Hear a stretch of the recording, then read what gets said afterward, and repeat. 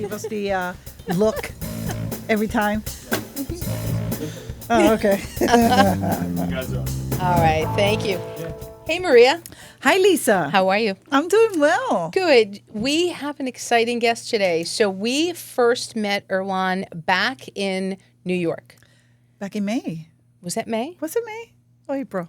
May? Early May. Probably Yeah, May. it was early May. It was yes. May. All right, we've all decided it was May at Connect House. Yes, it was. Lone Wolf. Great event. Summit. And we are going to talk today about AI. We're going to talk about agents. We're going to talk about procurement. We're going to talk about his company. We're going to throw some supplier discovery into the mix because I have questions. Okay. So I have a ton of questions. I know you have a ton of questions. But again, I would like to reintroduce Erwann to you and to our audience. And welcome. Welcome, everyone. Thank you so much for hosting me, Maria, Lisa. Thank you so much. It's great to see you again. Thank you for taking the trip down. Yeah, it was great. It feels like New York was 5 years ago. It does feel So you drove all the way from where? Mansfield. Oh, okay. Yeah. Okay. All right. right around the corner. Yeah, and the background now, this is kind of quieter than New York. So we'll be able to hear you loud and clear. No, absolutely. I mean, it was a great event. I mean, It Connect was. House always throws the best procurement events. They really do. So Erwann, why don't you, if you could, introduce your business and tell us a little bit about kind of high level what you all do. Yes. Yeah, no, absolutely. So I'm one of the co-founders and CEO of FlipThrough. So FlipThrough is an agentic agreement management and negotiation built for procurement. We are fairly new on the market, not even a year old. Wow. And we are really on a launch pad, and we just got thrown into this massive momentum. And both in North America, we're getting also a lot of demand in Europe. We are getting a lot of awards. Actually, at the event, this is where we won the most innovative Procure Tech of the year. And a little bit about my background. So before building FlipThrough with our team, I was a strategic sourcing and negotiation advisor. I was primarily advising chief procurement officers, chief information officers, and their team on negotiating deals with their vendors. And I just realized that with native AI, there was a better way of doing it. So I do have to be transparent. Being a strategic sourcing lead is probably or category manager, my favorite job ever. I often said when I retire, I'm going to go back and be a category manager. I don't care what the category is. It's just my favorite. So I think, we talk or we hear a lot in the news about AI being kind of the new millionaire maker, right? So it's the new websites, or it's the new web, I guess. So can you tell us a little bit about how did you first get into AI? How long have you been in that market? What's your education and how did you support yourself in getting the information needed? Yeah, so we got in generative AI really early on, really back in March of 2023, when ChatGPT 3.5 really started. And as a matter of fact, as I was working, I had two of my best friends who are now my co-founders. We were always doing some side projects. We did even things in VR, AR, augmented reality, a bunch of different things. And the whole idea came from just one day saying, look, as I was kind of learning about what's going on, I also took some online courses about prompt engineering because I realized if you don't educate yourself on your own about this, you're going to be left behind really quickly. Right. Yep.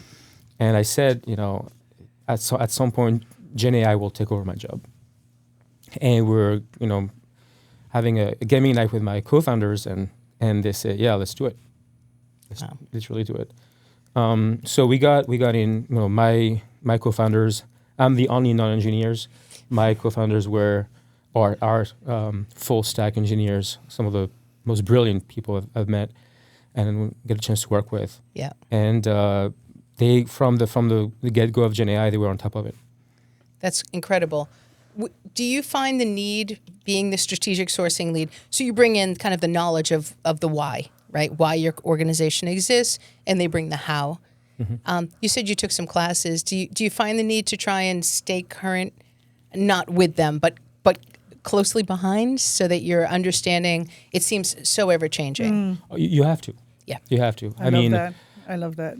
As a matter of fact, I was, I don't think I can mention them, but I was demoing to the procurement team of a big restaurant chain yesterday, and they came to us because they said, look, we are aware that if we're not on top of what's going on every 2 months in procurement and especially truly native AI procurement tools, we're going to be behind really quickly.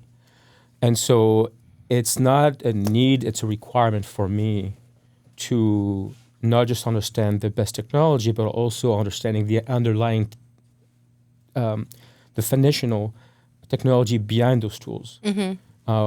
I try to read during the weekend white papers. Actually, as a matter of fact, one of the news updates to our voice agents is possible because some white papers that were written a couple of months ago. Wow. So, and it's sometimes it might seem like over the top, but you just have to. I think that we find that most co-founders spend their time on weekends reading white papers. Oh God, yeah. Right? Like how else can you, whatever your industry is, how do you stay current? Did you have a question? I keep interrupting you. Because you didn't interrupt me. We talk a little bit about your company, FlipThrough, right? And I want to know, was there ever a moment in your procurement career that you said, oh my God, this should be automated?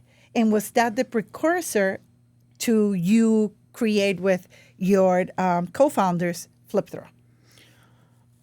It would take me hours if I were to list all the things all the use cases where, I said, Jenny, I always like to tell this story instead of just giving you a list is, so we have this mission at FlipThrough, which is helping procurement folks to work at 5 p.m. every day. Oh, I like that. And the reason why we came up with this is because I was working on a project one day, really, really late. And it was when my co-founder started to build some AI tools. And it was really late, and it was the time to read books with my 5-year-old. And my 5-year-old comes down, and it was probably close to 8 p.m. And he goes, are you ready to go and read books? And I say, I'm busy, I got to finish this, and ask mom. And he went back into his room, and I said, no, AI needs to do this, whatever I'm doing right now.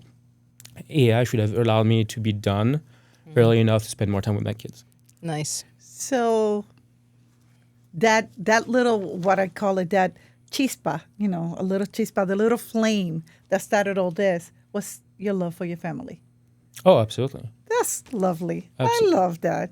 I think the technology, and it's going to sound cliche, but technology needs to improve the human condition. And it's just not about the features and the buttons and stuff. Is whether you are in procurement or in finance or whatever, it's what is this technology going to do for me? And sure, we're going to talk, your stakeholders are going to be talking about savings and about this as me as a worker, as a human being. Sure, doing some, using a tool that's going to help, improve the bottom line or whatever is great. But if it doesn't impact me personally, I'm not going to want to interact with it or build with it. So I guess that changes my mind on your product, and I have a different question now. Does your product, because when I first started reading about it, and I have seen a demo, but putting the demo out of my mind, when I first read your website, I give consideration of the fact that as a strategic sourcing person, as a procurement person, you're going to make my functional days really between 8 hours. Mm-hmm. It's going to be really clear that you're giving me a tool. Mm-hmm. that has a savings and a value to it, right? But you're talking about the savings that the organization is going to see. How are you? Where is that? Where's that coming into the mix? Is it through a very nifty thing that I think is in part of your system? Is that negotiation tool? Mm-hmm. Are you seeing that the negotiation tool? Are you expecting it to do better than the human in the loop? 100%. We're already seeing it. So we found out as we were building and marketing the product that the different types of savings that we were seeing started to become very diverse and came from different places, things that we were not even aware of. So I want to give you an example. Early on, when we had the product, live and ready to give it into the hands of customers, the first thing that I would say is it's going to bring you hard savings. Because who doesn't want hard savings? But then what we realized is, one is that selling point is outdated and people don't really believe in it anymore. And the second, and then we talked to organizations, top Fortune 10 in the US, where the global CPO said to us, you know what? Sure, I get the whole negotiation part. But now your tool is a labor arbitrage tool. And I had to, can you please explain that to me? Because it's my tool, I don't understand how. And he said to me, well, here's the thing. One is it's going to allow more junior people to now be able to do negotiations that I only have my senior people do. Right. So now, not only I'm getting more value from more junior resources, but then I have my more senior people doing more senior strategic work. And then the other thing too is, another CPO said, look, someone from there in Switzerland, in a very heavy manufacturing type of industry. And she said to me, look, I see another value for me. We're in the labor arbitrage type of savings is to train someone to be a good negotiator, someone who understands the category, how to negotiate, understand how to use benchmarks data. It takes a good person 2 years, realistically. Yeah. Someone that I feel confident on her own, she can do it. With FlipThrough, I can see this in 6 months.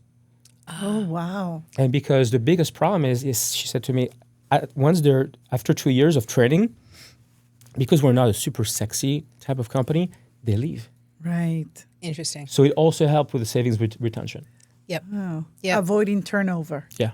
So that negotiation tool is actually, are you, and please stop me if you don't want to go into this kind of detail, but is it doing the negotiation or is it doing the preparation for the human being to do the negotiation? It does both. It does both. Wow. Yeah. That's interesting. Actually, Very. that new feature, we call it the negotiation prep briefing agent. Say it one more time. Negotiation prep briefing Prep agent. briefing agent. Love it. We Yep. didn't have it when we were in New York. We Okay. built this after. Oh, wow. Yeah. And so what it does now, and it's scary. It's scary for me because I look at what we built, and I realized, oh, I literally terminated my previous job. and we have, when we do demos, we have people who just shake their heads and think, okay, well, what if I'm not doing this? What else am I doing? Right. Right. And I have to explain to them that if you look at the tool itself, we build it in the user and the workflows and the user experience of our tool is forcing the human to interact with it. It's enhancing your experience. It makes you, I always like to say it's a tool for getting a promotion faster. Yeah. Oh. I can see how that would be. Because again, back to your customer, it's going to bring that person at 6 months up to that 2-year standard.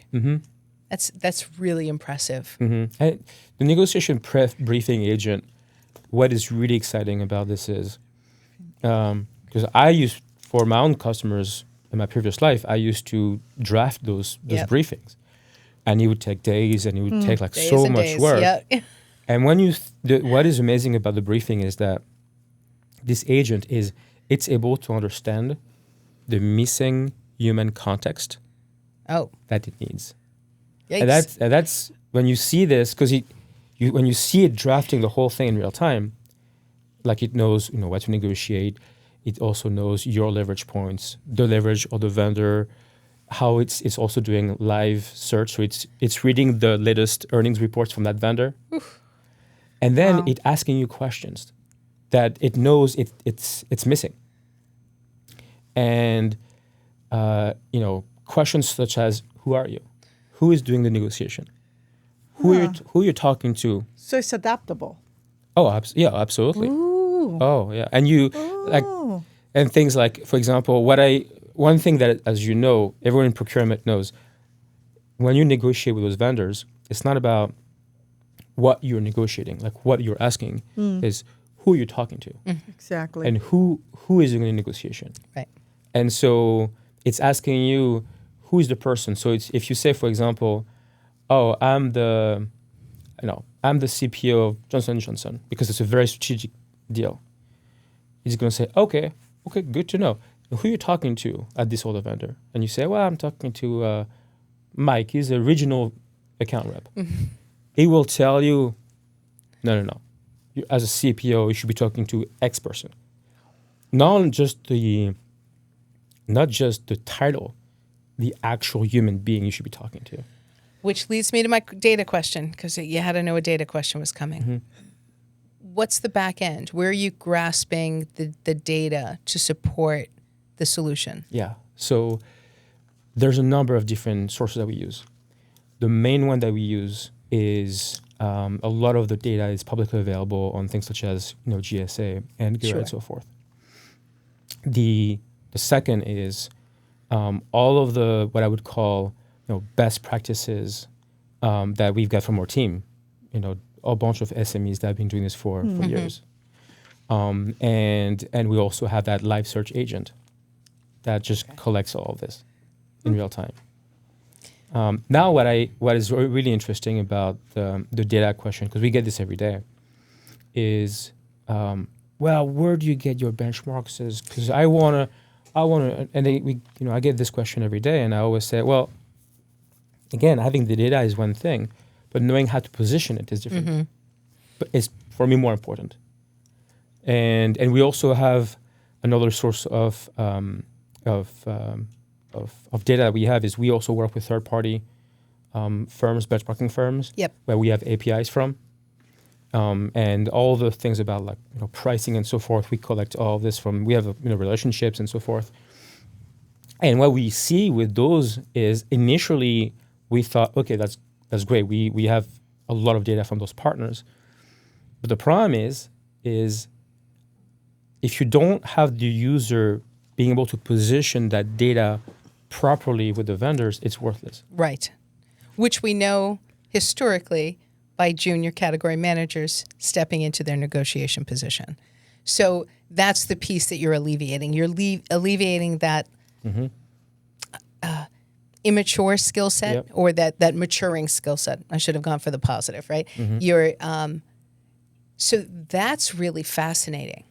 So the SKU level, are you actually able to retrieve and validate SKU level information? Are the negotiations at that? Oh yeah.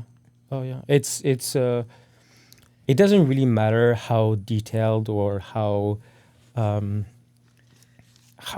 complex the SKU description is. The way that you have to think about AI is just the ability to process data really quickly. But then when you add platforms like FlipThrough, is the expertise that you put on top of it. So I want to give you an example. If you, we've all seen this junior procurement, junior category analyst and say, oh, well, I'm looking at this order form and there's this SKU and it says $10 and I have data that shows this will be $8. Vendor's not going to say, oh, you caught me. Right. I was trying to give you a horrible deal. No. Right. Instead, And if you say, oh, well, I have some data point that show it should be 8. Well, the vendor is going to say to you, it was a different deal. You're getting updates. Yep. Now you're stuck. Yep. And so FlipThrough will never tell you to do that. Never will tell you to negotiate at a SKU level. It will tell you to zoom out. Yep. And it will say, it will instruct the user to tell the vendor, we are seeing this as a very strategic, purchase for us. We see you as a strategic vendor. I have a mandate to reduce cost. Let's work together. And then, because again, it puts back on not the data, Yep. on the human, and help me get a good deal for me, and we can work. Sure. It's back on that value add. It's not back on that specific line item. I like that. I do have a question, but it's away from all the data that you guys are talking about. It's more like human part of it, okay? It's what lessons have you learned as a first-time business owner, right? From going through the entire process of setting up your business. We all have different journeys, but at the end, when you finish that road, it's the same, right? So what has been your, what lesson, at least one, that you have gone through? You need to fail fast and multiple times. Ooh. So FlipThrough is actually my third company. The previous ones were massive failures. Okay. And well, I'll say massive. It was two things. Was the timing was really poor, and also I didn't have enough expertise in what I was doing. Okay. So that the tangent to answer your question directly is you need to be a deep expert in what you're building to have a chance to make it work. Okay. And going back to procurement, and what we do is, when people understand that not just the platform is based on our expertise, but if the platform had any shortcomings, we the humans can step up and kind of fill the gaps where the product is not working. Right. Okay. So number one is, you can be very excited about an idea or a business. If you don't have any deep expertise, you can have really low chance of success. And it's okay to fail, because with every failure comes an opportunity to do it bigger and better. 100%. No, I don't know if you. I'm a big fan of the professor. I think it's called Galloway, Prof G. He has a podcast, and he talks a lot about parenting and business. And I love and I completely agree with when he says the role of parents is to help your kids fail and to make them comfortable with failure. Yeah. Because if you, like a business, if you tell your kids, you have to always have good grades, and you always have to be the best at this, and then let's say they do, then they go in the world without you, and they start to fail, and they're not used to to failure and how to get back up. Right. And I think it's something with the business where you have to go into it expecting along the way you're going to have bumps, you're going to have failures, and as long as you're aware of that expectation, I think you're going to do good. Yeah, I have a follow up on that though. What about your company, or what about your product is different than when you first started? Right. Oh, that's a good one. When I look at the previous versions of FlipThrough, I'm embarrassed. But we did the right thing, which is to ship and still being embarrassed. Sure. I forgot who said this. He said, if you're not embarrassed when you launch your product, you're too late. Because perfection will never happen. That's right. So I think a lot of the changes I think just improvements that we made to the platform, the core is still there. It's just we listened. Right. And there's a if you look at the roadmap, actually this is a better example, is to look at your initial roadmap versus ours today. And things changed. Some features got prioritized, and some were like just thrown in the door, like no one cares about this. Yeah. And going back to the fundamentals of what is helping procurement humans do their work better and faster. That's your mission. That's what you're Yeah. sticking to. Yeah.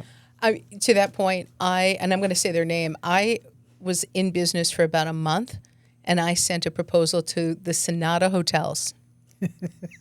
When I think about this proposal, it's one of those like, oh my God, what was I thinking? What was I thinking? How did I think I was going to stay in business sending that out? And like, Same here. I'm now embarrassed. Like, I don't even want to. Same here. My Like, first I never want to proposal- see him. I don't want him. I don't want to bump into him. Just be like, why don't we just pretend that never happened? Yeah, yeah. But it's that same thing. But staying focused on what your mission is, though, right, and how you deliver that. And I think another, to talk about diversity is trying to make sure that you have a really diverse group of people giving you feedback Yeah. on the product. Because if it's not, if you just have a bunch of, I'm going to say it, a bunch of, old white guys giving you feedback, you're not going to go anywhere. I'm going to push differently, though. I'm going to say if you are looking at groupthink, how do you, from a product perspective, you want to make sure you're not pulling all of your source category managers, their feedback Yeah. from automotive, Right.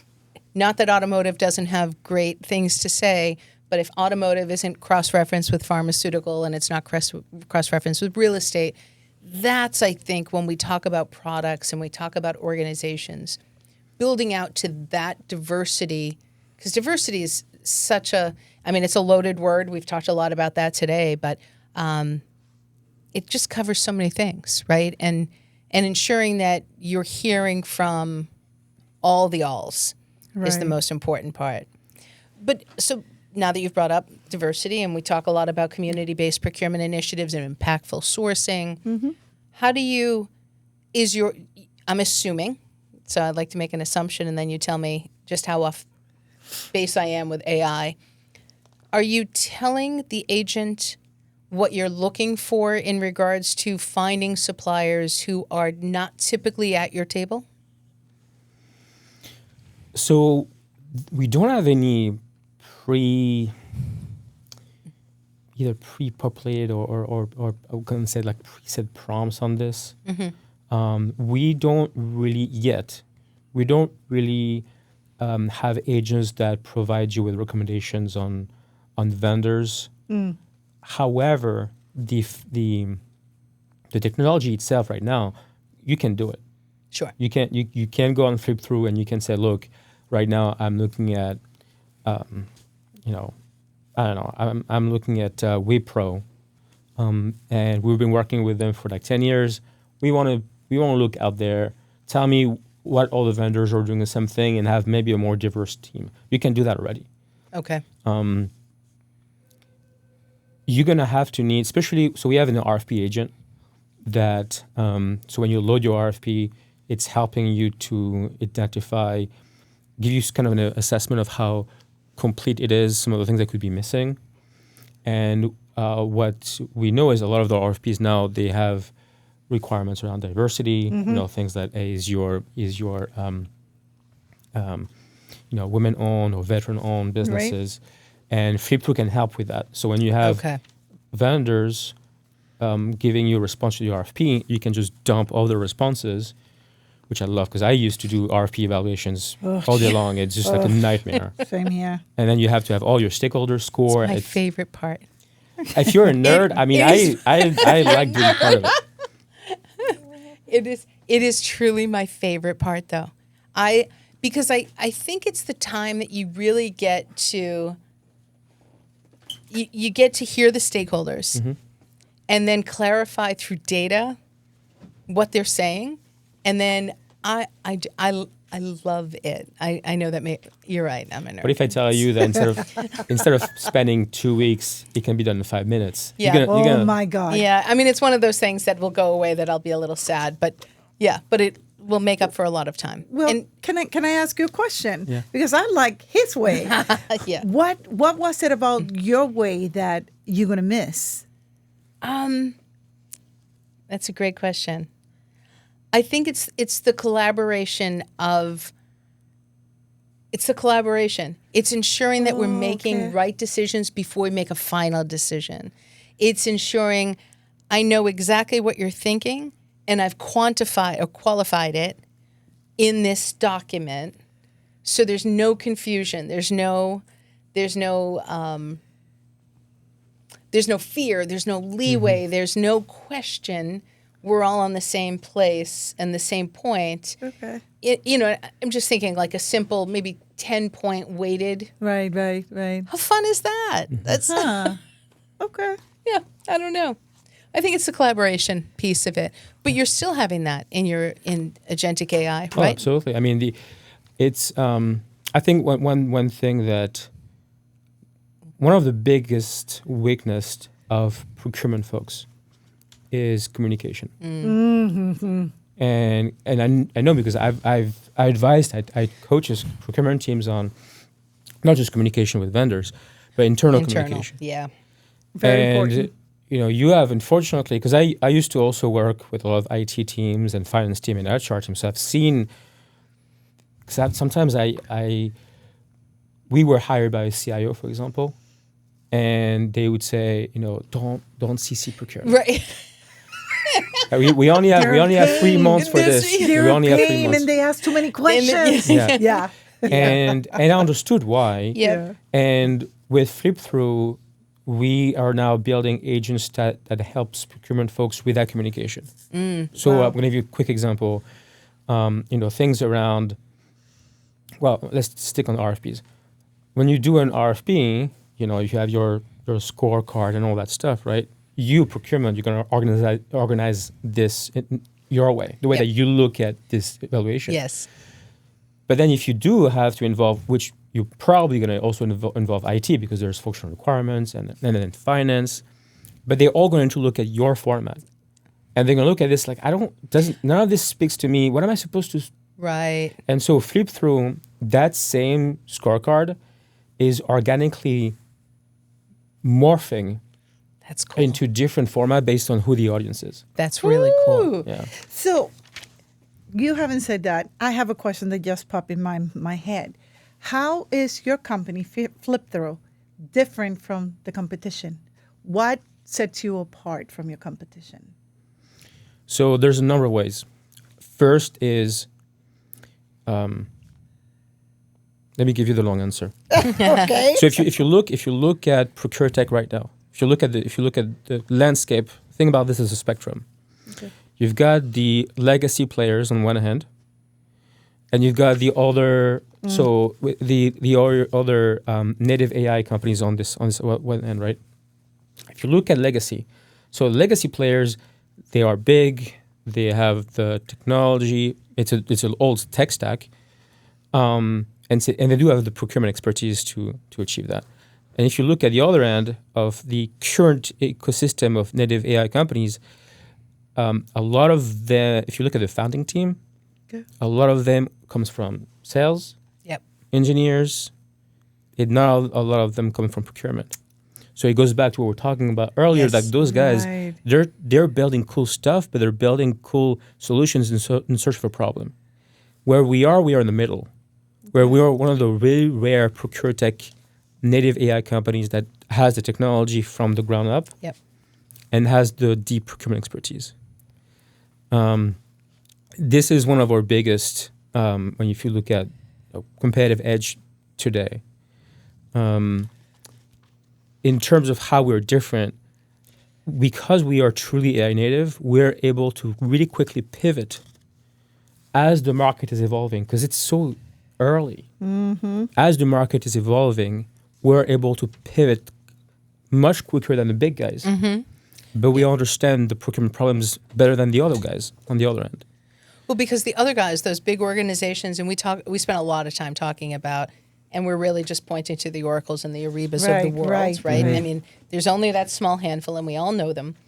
They're so large, but they're no longer specific to, Oracle was never specific to procurement. It was just simply a module. Ariba, it was just a module, right?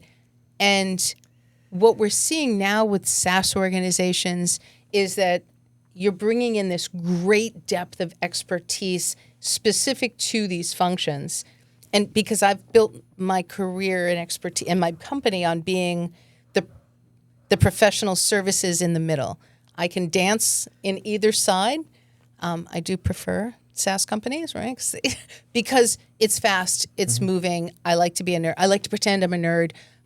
And you can do that while you're working with organizations that are looking for very clear solutions. You can spend your time solving for X, where some of those large organizations, it takes a long time for X to be part of the roadmap. And I just think that's fantastic for you. I envision we're not playing in the legacy world too much longer. I can't envision.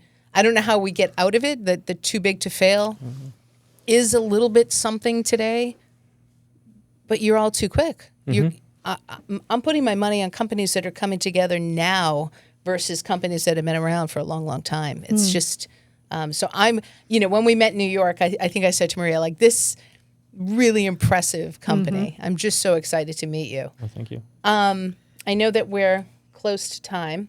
So is there anything that we haven't asked you that you were like, oh, I hope we talk about this today? Wow. That's a good question. What does the future look like?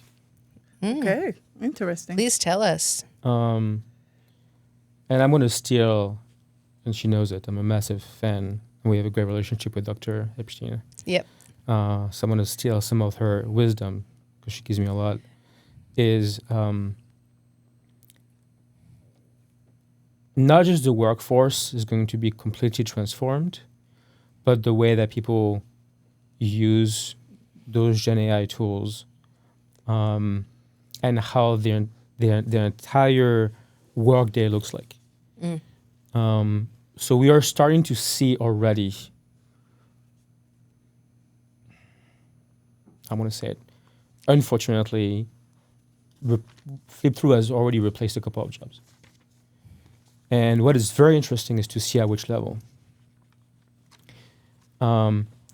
It's not necessarily taking over jobs that are junior, because we are starting to see jobs that are mid-level / VP, where some of those folks were, had a lot of, I'm going to call it, institutional knowledge. Yep. But we're not performing well. And so what we're starting to see is, if you look at the pyramid, the typical R chart, right? It's starting to look more like a diamond. Interesting.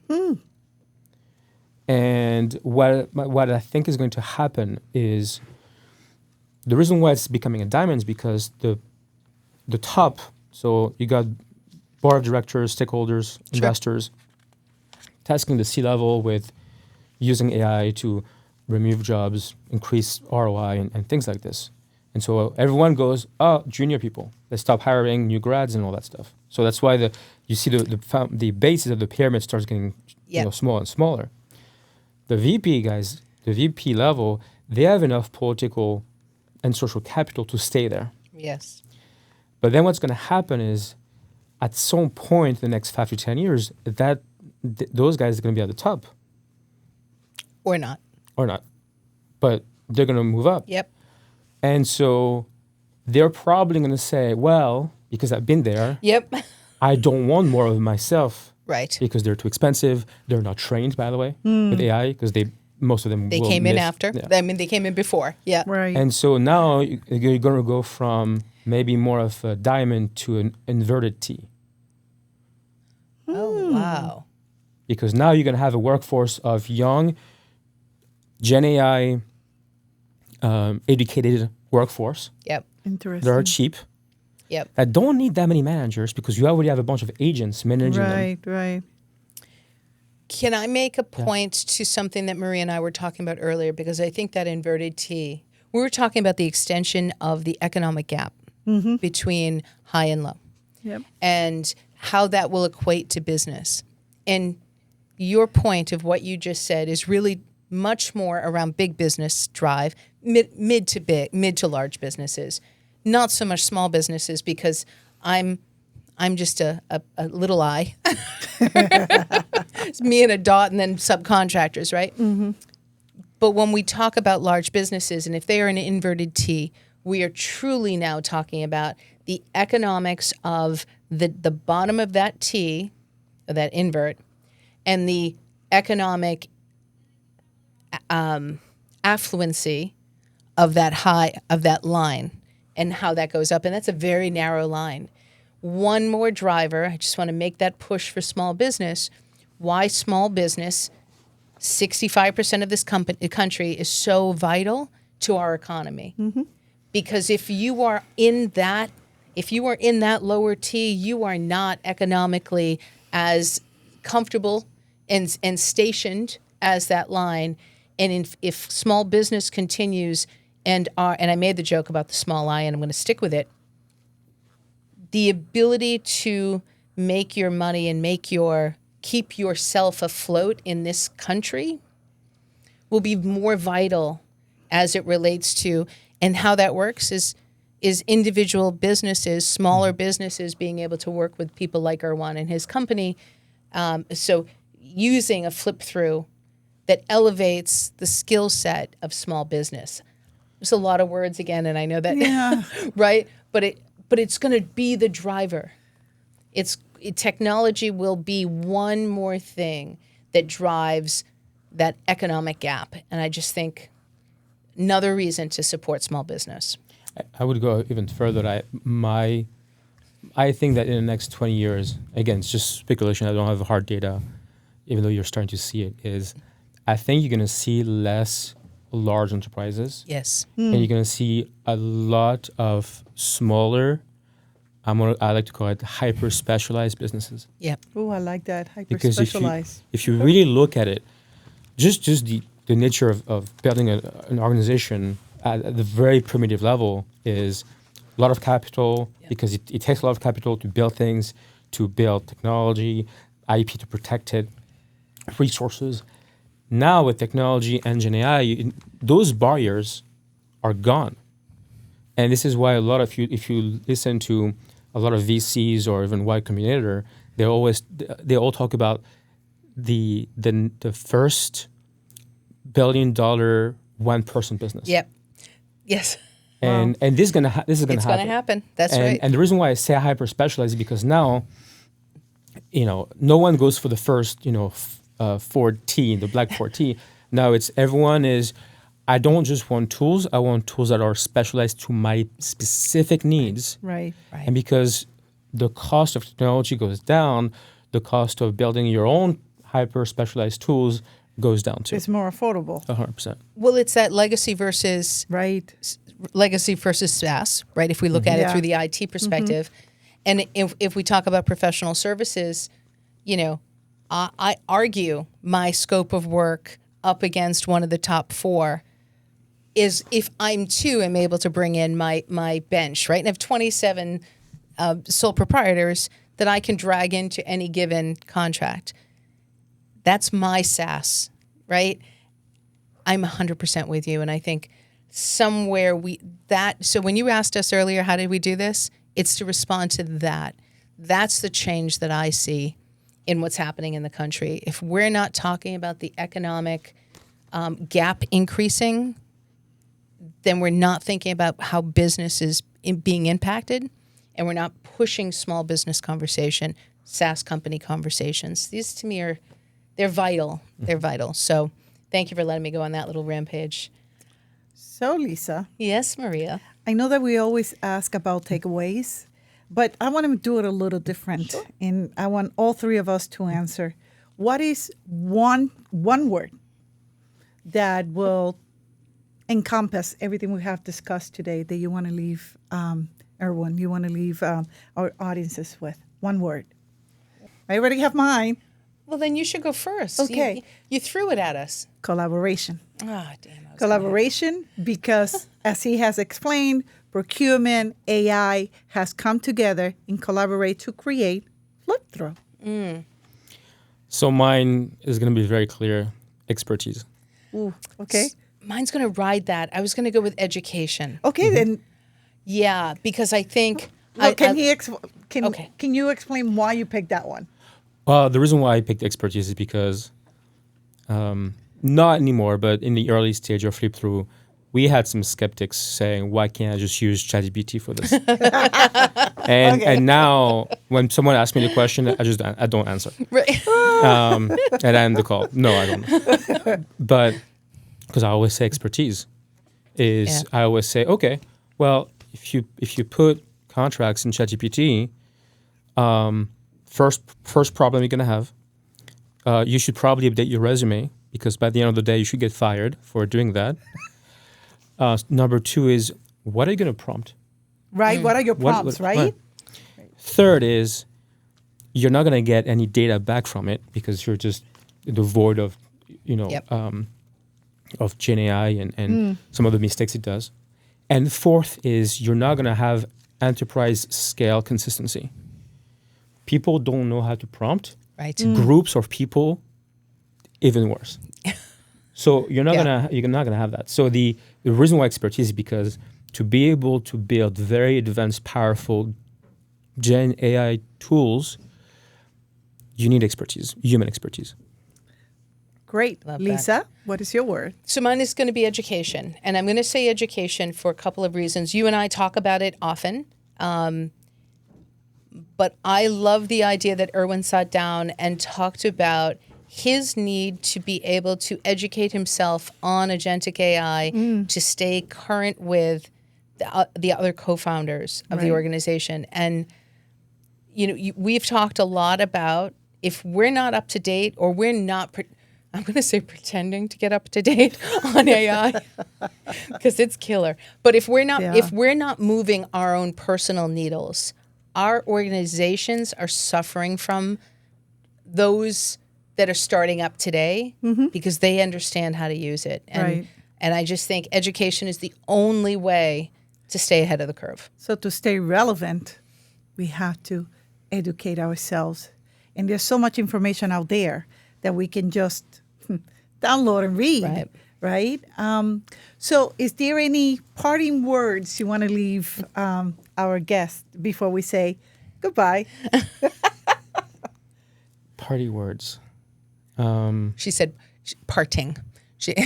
Not parting. I could have been the same thing. It's the accent. Well, I'm French. Fridays are the worst. Like, the closer you're getting to 5 p.m., I'm starting to switch back to French. Parting words. Parting. That's my superpower, my accent. But go ahead. No, just thank you so much for having me, having discussion. Thank you so much for giving a voice to entrepreneurs. It's really easy to be, as a new organization, to be drowning among all the big brands and the sponsors that you see everywhere. So no, thank you so much for the opportunity, and it was a fantastic discussion. Thank you, Erwann. Well, you heard it here. I hope you enjoyed this episode as much as we did recording it. I'm going to leave you with my favorite quote. Let's continue to amplify diverse voices and foster meaningful dialogues. Until then, this is Maria. And this is Lisa. And thank you so much to Erwann and the whole team from FlipThrough. Amazing product. We'll see y'all next week. Thanks. Take care.